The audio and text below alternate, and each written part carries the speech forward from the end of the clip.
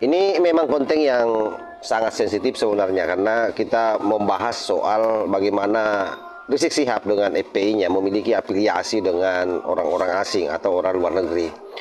Berita ini memang pernah sangat viral pada tahun 2020 dulu, di mana kita tahu bahwa markas FPI itu didatangi oleh rombongan yang di dalam berita itu saya kira sangat jelas dinarasikan bahwa itu adalah intelijen dari Jerman. Nah, seperti apa videonya? Coba kita simak dulu secara bersama-sama. Assalamualaikum warahmatullahi wabarakatuh. Menolak lupa kejadian pada 2020 yang lalu. Sebagaimana diberitakan di berbagai macam media mainstream, heboh agen telik sandi Jerman datangi markas FPI. Heboh kabar staf kedutaan besar atau kedubes Jerman yang menyambangi markas Front Pembela Islam disebut sebagai pegawai intelijen Jerman. Pemerintah dan FPI punya tafsir yang berbeda. Ini mengingatkan kita tentang bagaimana politik Barat menjadikan kelompok-kelompok masyarakat tertentu yang tentunya yang mudah sekali melabeli dirinya dengan agama, atau kelompok-kelompok yang gampang sekali melabeli diri mereka dengan kata kelompok Islam, dijadikan oleh Barat sebagai proksi, yakni alat kepentingan Barat untuk mengganggu stabilitas kehidupan berbangsa dan bernegara, khususnya di negara-negara Muslim. Saya pada kesempatan kali ini hendak menyampaikan tentang proxy war. Apa itu proxy war atau perang proksi? Kalau dalam bahasa kitanya, orang Jawa nyebutnya nabok nyilih tangan. Jadi perang modern ini Bapak Ibu bukan lagi konfrontasi terbuka. Itu mubazir malahan. Invasi militer seperti Rusia ke Ukraina itu menghabiskan banyak nyawa dan menghabiskan banyak modal. Nah, negara-negara maju itu perang di zaman modern menggunakan proxy war. Perang proksi. Jadi ia memanfaatkan unsur lain untuk melemahkan suatu negara. Siapa yang dimanfaatkan? People, masyarakatnya. Nah, Indonesia ini negara besar. Negara dengan garis pantai terpanjang sedunia internasional. Negara dengan populasi penduduk SDM-nya nomor 4, ranking 4 sedunia internasional.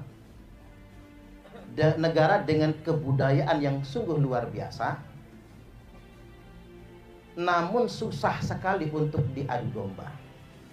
Karena kita ini punya konsensus kebangsaan atau pilar berbangsa dan bernegara. 4 pilar berbangsa dan bernegara kita: 1. Pancasila, 2. Undang-Undang Dasar 1945, 3. Negara Kesatuan Republik Indonesia, 4. Bhinneka Tunggal Ika. Ini 4 konsensus kebangsaan kita. Makanya orang yang hendak menghancurkan negara kita yang diganggu 4 pilar ini. Ini yang diganggu. Pancasila yang dikafir-kafirkan, Undang-Undang Dasar yang diharam-haramkan, sistem kenegaraan NKRI yang ditogut-togutkan, cara melemahkannya. Nah, kita mesti waspada dengan fenomena proxy war ini. Karena negara-negara yang berperan di sini itu berusaha memprovokasi masyarakat sipil agar masyarakat tidak saling percaya antar sesama mereka, agar masyarakat tidak percaya dengan pemerintahnya, agar masyarakat tidak percaya dengan negaranya. Nah, ini proxy war adalah strategi Barat untuk melemahkan negara lawan. Jadi kuliah tingkat tinggi sebenarnya ini ya. Sebenarnya ini, cuman saya sederhanakan bahasanya. Nah, ini sudah berhasil di Arab. Proxy war itu sudah berhasil di Arab. Bagaimana caranya? Memanipulasi, tak ulangi, bagaimana cara strateginya? Merekrut dan memanipulasi masyarakat sipil agar mereka bangkit melawan negara dan pemerintahnya. Nah, di Arab dikasih judul biar agak islami, namanya At-Tauratul Arabiyah, kebangkitan Arab. Dalam bahasa Inggrisnya Arab Spring.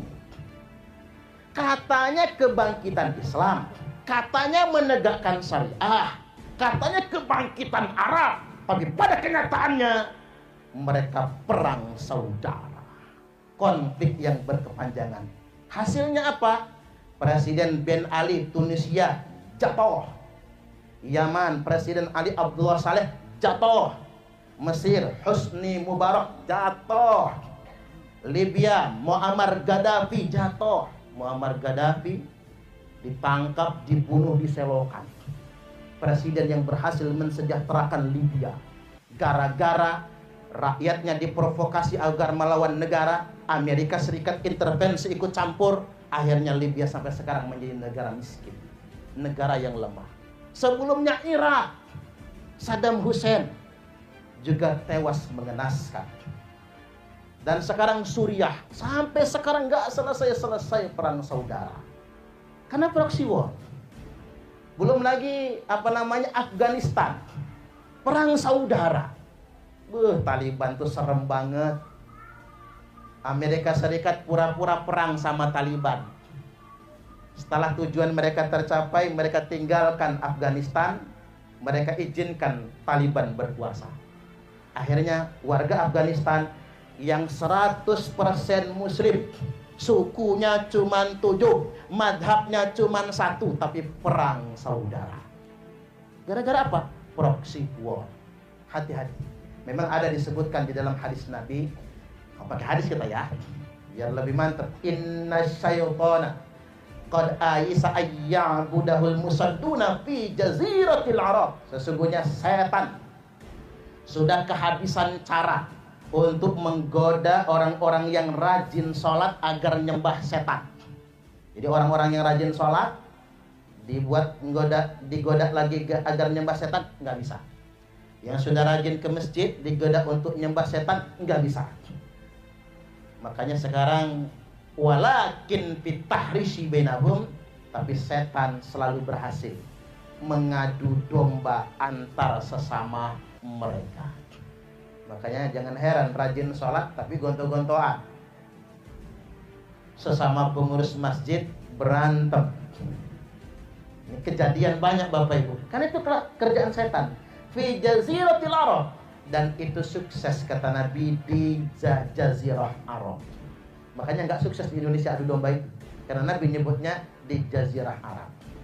Nah, jangan sampai sedemikian rupa Bapak Ibu, orang-orang yang mengatasnamakan agama lalu ngajak kita nggak percaya sama pemerintah, lalu ngajak kita melawan pemerintah yang sah.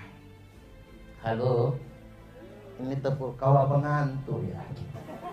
Tapi suasananya enak betul ini Bu. Sampai mana tadi? Orang-orang yang rajin sholat sudah nggak bisa lagi digoda agar nyembah setan, tapi selalu berhasil diadu domba antara sesama mereka semua. Nah, sekarang yang harus kita waspadai adalah oknum-oknum yang mengatasnamakan agama, tapi untuk ngajak kita melawan negara dan pemerintah yang sah. Saya ambil contoh yang sederhana. Para pengasuh khilafah. Para pengasuh khilafah itu mengiming-imingi kita dengan angin surga. Kalau kita menegakkan khilafah, kita menegakkan hukum Allah. Katanya ya Pak, biar kita ini terkesan jihad gitu. Nanti kalau khilafah tegak, BBM gratis, listrik gratis, kesehatan gratis, sekolah gratis, nggak bayar PBB. Itu iming-imingnya. Saya ajarin cara mematahkan mereka. Karena itu cuman angin surga. Karena itu cuman mimpi-mimpi yang disajikan. Itu untuk membuai kita semua. Cara ngejawabnya gampang banget. Tanya balik sama dia. Kalau khilafah tegak, NKRI mau dikemanakan? Pasti jawabnya NKRI dibubarkan. Itulah masalahnya. Pada kenyataannya, pada akhirnya mereka akan melawan negara, melawan pemerintah yang sah. Kalau melawan negara, bukannya listrik gratis, malah kita hancur-hancuran. Ya Pak ya. Makanya Bapak Ibu, dosa paling besar itu adalah dosa melawan negara dan melawan pemerintah yang sah. Nabi Shallallahu Alaihi Wasallam bersabda, "Man kharaja minat ta'ah," barang siapa yang keluar dari ketaatan kepada pemerintah yang sah, wa faraqal jamaah, dan dia melawan al-jamaah, yakni melawan negara, memberontak negara, pamata, maka dia mati, mata mitatan jahiliyah, maka matinya mati jahiliyah. Jadi kalau ada orang yang mengatasnamakan agama tapi melawan pemerintah, melawan negara, melawan aparat negara, maka dia sesat dan menyesatkan. Matinya bukan mati syahid, matinya mati sangit. Hati-hati dengan itu semua. Ustadz, tapi kami nggak suka sama pemerintahnya. Begini Bapak Ibu, namanya politik, like and dislike. Itu wajar. Ini namanya manusia. Man kariha min amirihi syai'an falyasbir. Barang siapa yang benci kebijakan pemerintahnya, mbok yau sabar. Bukan malah ngeberontak atau melawan, sabar. Baik, itu saja dulu dari saya. Jangan percaya sama adu domba. Jangan mau kita diprovokasi, karena kita semua bersaudara. Saya closing dengan tagline ya. Siapa Anda? Pancasila. Siapa kita? Indonesia. NKRI. Harga mati. Salam Pancasila. Salam Pancasila. Keren. Pokoknya masuk YouTube bagus lah ini. Baik, demikian, mudah-mudahan bermanfaat. Wallahul muwaffiq ila aqwamit thoriq. Wassalamualaikum warahmatullahi wabarakatuh. Oke, saya kira ini sudah jelas ya. Tetapi sekalipun misalnya berita ini begitu booming di masanya, kita juga tidak boleh memberikan legitimasi bahwa informasi ini benar. Tetapi kalaupun misalnya ini benar, sungguh ini sangat berbahaya bagi bangsa Indonesia. Dan sekali lagi bahwa memang keberadaan organisasi di Indonesia ini yang sifatnya sempalang, yang sangat jauh dari nilai-nilai kultural di masyarakat, itu memang penting untuk diwaspadai. Apalagi memang Rizik Syihab ini punya track record yang buruk terhadap bangsa ini, apalagi dengan FPI-nya. FPI dulu ini sudah dinyatakan oleh negara sebagai ormas terlarang. Dan boleh jadi dia bertahan sampai hari ini karena memang memiliki afiliasi. Tapi itu wallahu alam lah, itu tugas pemerintah, tugas intelijen untuk memastikan itu semua. Dan kalau itu memang benar, seharusnya Pak Prabowo sudah menangkap orang-orang ini semua sebelum terjadi malapetaka bagi bangsa kita. Saya kira demikian. Wallahul muwaffiq ila aqwamit thoriq. Wassalamualaikum warahmatullahi wabarakatuh.